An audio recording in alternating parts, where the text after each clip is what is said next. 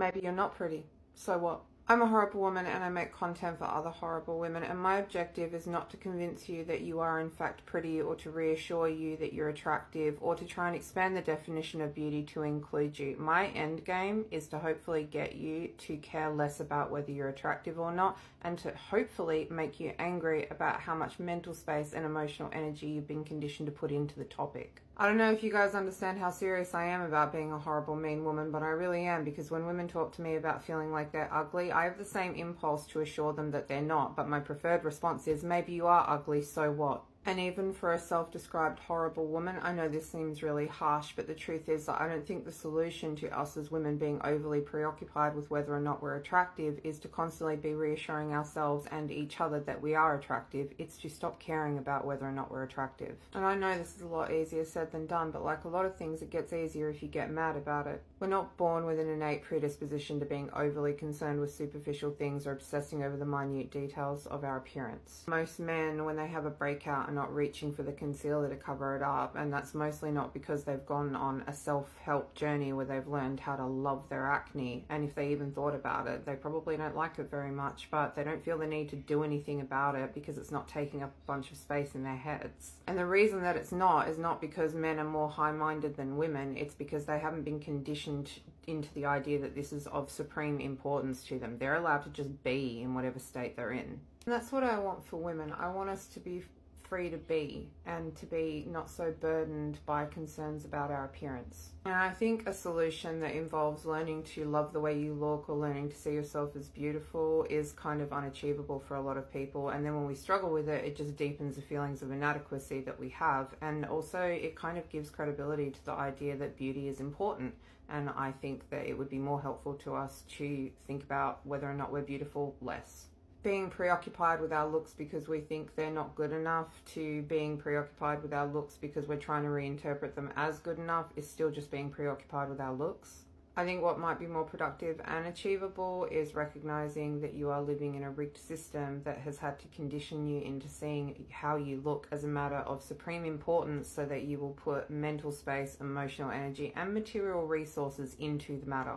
And get pissed off about it, because getting to a place of self-love might be really difficult, but getting angry at a system set up to screw you over and refusing to think the way it wants you to think can be really motivating, or at least I found it to be. You don't have to love yourself in order to stubbornly refuse to hate yourself. And I know, again, all of this is so much easier said than done, but it's definitely helped me, because I spent most of my adolescence and young adult life refusing to wear shorts because I thought there was something wrong with the way my legs looked. And I live in a really hot part of the world as well, so I was unnecessarily uncomfortable and hindered for a lot of my life over a really superficial thing. And the thing that ultimately helped me get free of this was not deciding that actually my legs were beautiful or expanding the definition of beauty to include them. It was confronting the possibility that I might have really unsightly, unattractive legs that don't fit the beauty standard, but so what? Even if there is something wrong with my legs, I still have as much right as anybody else to move around the world dressed for comfort and to be free of the burden of obsessing over them. The path to freedom for me was not learning to think more positively or more kindly about my legs. It was getting really annoyed at how much I was burdened by thinking about my legs and deciding on principle to try not to think about my legs. And now I'm in my 30s and it's just normal for me to not think about my legs, and I live in shorts. They never expect for the ugly, unconventional, attractive girl to get married, to have a provider. And I'm here to essentially be the poster child. Let you all ladies know, anyone who's watching me because you relate to me, you do not have to be what society deems attractive to have the outcomes of attractive people. I was deep in deep ugly girl delusion. And I remember when I started dating my husband, my ex-friend, who is not my friend anymore, was so angry that he was taking me serious, y'all. When I would talk to her about how he was pursuing me and how he took me to meet his mother, she was like, everything that he did to show me a sign that he was interested in me, she tried to make it a negative thing. I was like, oh, he just introduced me to his mom. She's like, they introduce everybody to the mom. Those boy moms, they don't be on shit. They'll watch a million girls come through. That don't mean that you're special. And I'm like, oh. I was like, well, his dad offered to help me something that I needed. And she was like, they all do that. The dad's like everybody. I'm like, his sister got me a really nice Christmas gift. Even though we had only been together for a few months at the time, she got me like one of those, the orange Rio Janeiro soul sets. I don't know, y'all. I'm not like a beauty girl, but the Sephora, it was like the orange and white. Like, she got me a whole gift set and like a mini Fenty set, which I found out it ended up working really well for my skin. And just like showed me a lot of kindness and empathy. And she was like, oh, those sisters, they're going to talk bad behind your back. They're being fake to you. Like, everything that I told her that was basically a sign of him being a good man, she just did not see it for me. And it's because I was not fitting the tips and tricks that she would constantly offer. It's because I wouldn't conform to what she was telling me was preventing me from having access to a loving partner or a good partner or a deserving partner. And when I was the first one to get married out of that friend group that I was in, they literally lost their shit, and none of them showed up at the wedding or the baby shower because they didn't. They just did it. And those people are no longer in my life, but I say this to say, if you are the unconventionally attractive girl in the friend group, especially if the friend group recruited you, you might do better in one-off friendships, because a lot of times when you come into a friend group, it's not a friend group, it's a cult, and you're the bid, and they don't have any expectations for you actually getting the things that they have access to in life. So get the fuck away from them people. Get you around some real people and pour into yourself, because you can have access to the same things that these other conventionally attractive women have, as long as, even if you don't conform. So majority of my life, I've been told I was ugly. From the time I was a baby, even up into my adult years. When I was a baby, my mom told me this story that there was a relative and they told my mom like I was ugly and I looked like a monkey. Then all throughout like elementary school, middle school, I was called ugly. I actually have a song called Pretty Fades. That's about it. Check it out. All throughout middle school, especially middle school. Oh gosh, middle school is probably the worst for me with that. Like, I overheard some girls calling me ugly, this is that and the third. They made a list from prettiest to ugliest in the class, and I was the second to last person, meaning like they put themselves at the top as the prettiest girls in the class, and at the bottom I was the second to last of ugliest people. So I was like, if we would flip it around, there was somebody that was the ugliest person and I was the second ugliest person in the class. But yeah, I honestly have stories for days on that, of scenarios of me being called ugly to my face and behind my back. Those were some super pivotal moments in my life. Being called ugly as an adult, all the things. It's never a good feeling being called ugly by family members, people that are supposed to love you. And you would think like, oh, okay, if I'm around family members, I'm gonna be safer. No, I would get called ugly by certain family members. I also wasn't safe from that type of conversation when I also was not at school. So, you grow up hearing that, you start to believe it, you start to adopt that. And it honestly wasn't until maybe like the last 2 or 3 years that I finally stopped believing it. Like, okay, you're not ugly. I would love to say like, oh yeah, as soon as I gave my life to Jesus, I believed I was pretty. Like, no, I think I've struggled and wrestled with my self-esteem all throughout my walk with Christ. And it's only until these last 2-3 years, to really even the last year and a half or so, that I'm like really starting to see myself as God's daughter and beautiful, and unseeing the things that were spoken over my life. Because when I tell you guys, I really did believe these lies and I took them on as my identity and for who I really was. Getting those sympathy compliments, like, oh girl, you're not ugly. Like, I wasn't fishing for a compliment. Those were always they never felt it. It actually made me really feel uglier. It made me feel like, oh, you gotta tell me I'm pretty because I'm that ugly. I know it was really bad. My self-esteem was totally warped. The enemy spent most of my life trying to tear me down and pull that apart, but God has been faithful to dismantle those untruths and those lies that I've come into agreement with.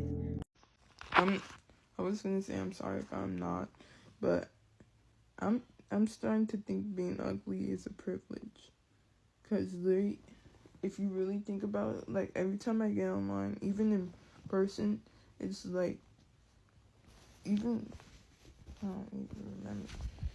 Well, girls, they, like, complain about, like, men bothering them, and all that.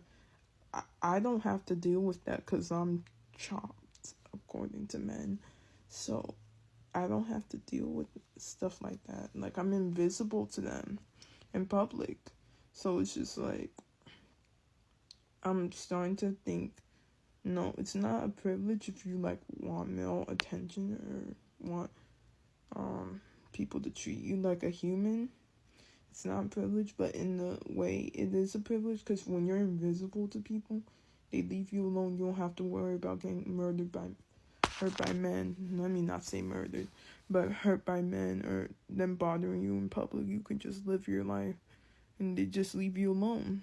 Because that's literally what happens to me. Yeah, I've been approached maybe 3 times in my life, and that's only because I went to school in downtown Atlanta, and they just be approaching anyone down there. But now I go to a PWI, and sorry, I thought something was up there. Now I go to a PWI, mostly when I went to school downtown. Well, both of them I experienced, like, men don't approach me, I get left alone. So being chopped is a privilege. Like, it's saving me from being in the 2020 episode. Anyways, yeah, it's a privilege to an extent, but yeah. Even like the ugliest women tend to be more attractive than the average man. And that's why we all like love and adore a good makeover moment, right? Because if all it takes to take a woman from oh my god to oh my god is a little bit of makeup and a new hairdo, she was never ugly in the first place. But you can't say the same thing about men. The amount of work it takes to noticeably move a man up the attractiveness scale is astro-fucking-nomical. A woman can jump from a 6 to 8 in an afternoon. A man's gonna take at least a season if he's starting with a good foundation. And something else I've noticed is that even when a man takes care of himself, his good looks do not follow him into age the same way a woman's do. You could put a 70-year-old actress on the screen and have everybody lose their mind with, like, want. And then put her same age male counterpart on the screen and everybody be like, whose grandfather is that? When I was bald, I didn't know that people were, like, insulting me half the time about being bald. Like, I didn't know. Like, I look back at comments that people made talking about, like, my lack of hair, and I'm like, oh, like, they were making fun of me. And I didn't realize that that was always what was happening, like, happening right in front of me. And I keep on making these videos of people kind of, like, dissing the archetype of, like, the bald feminist or the bold woman who's telling you, like, hey, like, as women, like, we should all take the opportunity to, like, go bald because it'll be, like, really good for your, you know, mental health or whatever. And I think shaving your head is, like, a really good idea. I'm not gonna force anybody to do it or whatever, but, like, I think, like, if you're gonna ask me if you're considering it, and I'll be like, honestly, I think there's a lot of pros, so I genuinely would recommend it. But I also know that there's a lot of people who, like, over their dead bodies would not go bald. But I genuinely want to say, I think as a Black woman who in a lot of ways has already existed outside of traditional desirability, and then also went bald, and then also, like, gained weight, and also just, like, went into other directions that I know were considered more and more conventionally unattractive. Like, there is just something about the way that you move through the world that is just impenetrable. Like, just knowing what it really, like, feels like to exist in a body that people just don't like, and the sort of confidence that you have to create in that space. It really feels like there's so many things that I think I don't allow myself to not have. That was a horribly structured sentence. But, like, I always allow myself to pursue things in a way that I know a lot of other people hold themselves back because they don't feel pretty enough. And I think this concept of I'm not pretty enough to do X, Y, and Z, I don't have that much of a narrative in my head because I allowed myself to be fugly for a while. And for a while, I just, like, made my bed there. I made my bed there being fugly. You know what I mean? And I kind of just accepted that this is my life. In an empowered way. Like, I wasn't mad, and in some ways I, like, actively contributed to my own fugliness. And so it was just a thing. But I would say, like, now the things that I struggle with, I think in regards to beauty, is, like, is areas of life that I did not try to engage with or did not try to understand when I was fugly, so like I didn't date. I mean, I still haven't dated, but I feel like romance is like still just like a big question mark in my life. So like that's an area, like I've openly talked about how much like beauty still very much plays a role for me in that. But like everywhere else, generally moving through the world, like there's nothing that I'm gonna hold myself back from, and like beauty is gonna be a factor in that at all. And that's the beauty of like having been fugly at some point. Y'all, I'm in Kroger, and you would not believe the audacity some people have. Me and my husband are in the shopping. My husband, the baby. Mr. Baby, the baby. We in Kroger shopping. We on the aisle now. I'm looking at stuff. And this woman is with another woman. And she's like, sir, excuse me, sir, can you reach this off the top shelf for me? We're short. I look at them. I look at him. He look at me. He said, boo. The fact that he knew he needed permission to help these people, and the fact that they thought they could just ask him and he was gonna move for them. The audacity. Ain't that right, boo? That done tickled my soul. So I say that to say this. If you are in the store, married or single, by yourself, and you need help, and you notice that the man that you about to ask help from is with a woman, the correct thing to say is, excuse me, ma'am, is it okay if your husband can help me get something from the shelf? Don't put that man in that weird situation, because my husband's like, Girl, you think somebody wants this? You actually think somebody wants this? The thing that a lot of people don't realize is that a lot of women uphold the idea that men are protectors while enforcing the idea of men actually being territorial. I had an ex-boyfriend, and one time we were driving, and there was a woman, and her car was broke down on the side of the road. Literally stopped driving, pulled over, pushed this woman into safety off onto the side of the road, and waited for her to be able to get some vehicle assistance because she didn't have a flat tire or anything like that. A man that you entertain that does not protect other women or provide for other women is not ever going to protect and provide for you. My ex-boyfriend never had to ask me for permission and say, do you mind if we go help that woman? He literally said, oh my God, I see a woman broke down on the side of the road. Let's go on ahead and help her. And he even said, if it was a man broken down on the side of the road, I wouldn't help him because I know how to get myself to safety as a man if I'm broken down on the side of the road. So I'm not going to help a man. But he's like, a woman, I'm going to make sure that she is to safety if she is having an issue. A lot of women that have a low self-esteem have to derive value from the fact that a man is being territorial over them while simultaneously not being a protector. Because men are not protectors. They're territorial over their interests. And the thing about it is that a lot of men out there actually would prefer to be protectors of women. It's a lot of the time women that have a low self-esteem are going to reinforce the territorial nature of men. I don't want you opening up the door for another woman. I don't want you asking another woman about her day. So because you are with a man, you're enforcing the territorial nature. But then when you decide to leave a situation with a man, then you want to get upset over the fact, well, why does he feel like he has ownership of me? Why does he feel like he's entitled to still deal with me? Why is he stalking me? Because you reinforce the fact that he should be territorial over you. Because if a man has to ask for permission for him to fucking grab something, because clearly he's tall enough to be able to get it, you took that as a threat, as if people want your man. You took that as a threat, as if women are literally going out their way to say, oh yeah, he look good, he look fine. Let me go up and ask him if he can grab something up top for me so I could try to steal him away from his woman. And I'm sorry, but they always look like this. The ones that make these videos, they always look like that. And that's the reason why they look like that. Because they know that they look like that, which is the reason why things like them bother them. because the only sense of importance that a woman like that can have is the fact that a man would be territorial over her. And he clearly doesn't want to be territorial over her because he looked to her to ask for permission if he could help them or not. He looked for her to see how is she going to react if I help out another woman because she's so territorial over the situation. Never in my life have I put myself or put my partner in a predicament where he has to sit here and think twice about protecting another woman. When it comes to the protection of other women and helping other women and quote unquote providing, because technically this is providing. It may not be financial, but you're providing using your height as a man to be able to get something. I'm 5'1".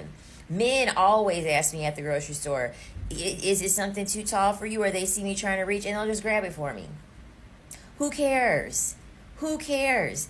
She's not secure in her situation. She clearly ain't secure in her situation. And judging by how she looked, she's with her match. I'm just keeping it real. She's with her match.